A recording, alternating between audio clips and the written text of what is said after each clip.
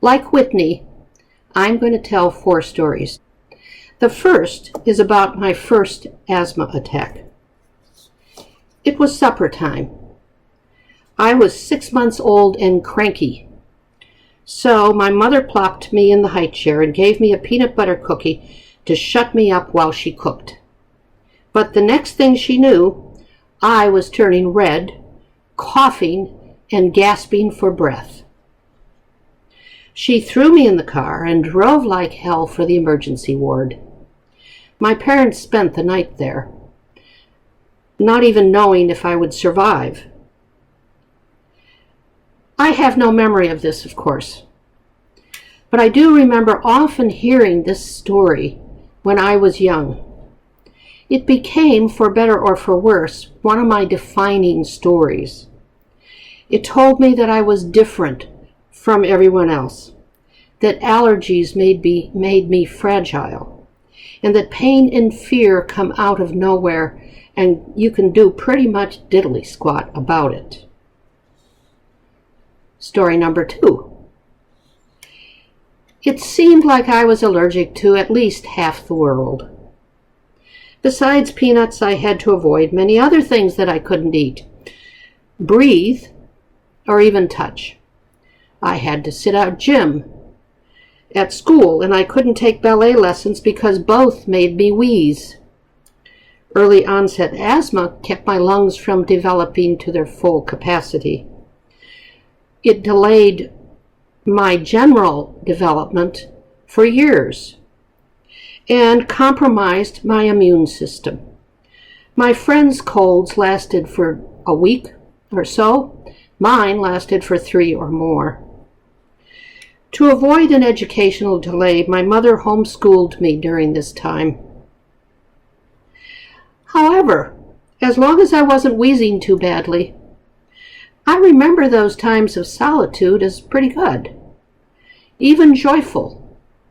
My parents were loving, and they skillfully helped me develop a sense of self-worth, independence, and the very useful ability to entertain myself for hours, making things of my own devising. It was fun, and I loved creating cool stuff all by myself. Being frail was hard, but it had its upsides. I had found strength, creativity, and joy in my frailty. Story 3, grappling with others.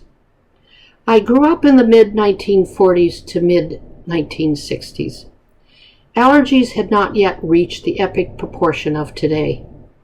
I literally knew only one other person who suffered from serious allergies like me. And joy of joys, she was a girl my own age who went to my own school. We became inseparable, overcoming our differences and our otherness together. Healthy people didn't know what to do with us. Mothers of neighborhood children were afraid that we might have asthma attacks at their house. Many people pitied us as those poor, frail children. As we got older, some kids tried bullying.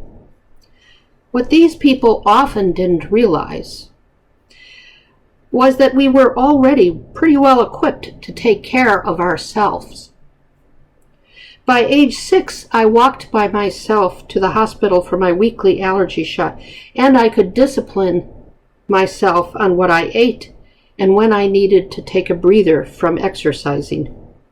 By age 11, I was well versed in taking my own medicines, and by 12, I had learned to walk away from a bully, figuring that all that noise didn't have anything much to do with me.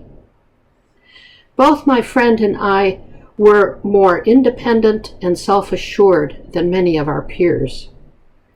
We might have been physically frail, but we had grown stronger emotionally and socially in our shared adversity. Growing up differently encouraged me to celebrate my otherness. Choosing a career as an artist also helped. Artists are supposed to be different. But my own difference also made me more empathetic, even fascinated with, anyone else who was othered. Story 4, an art demonstration. My first marriage was to a Puerto Rican who I met in art school. We hung out with a group of Latin Americans, all members of a club.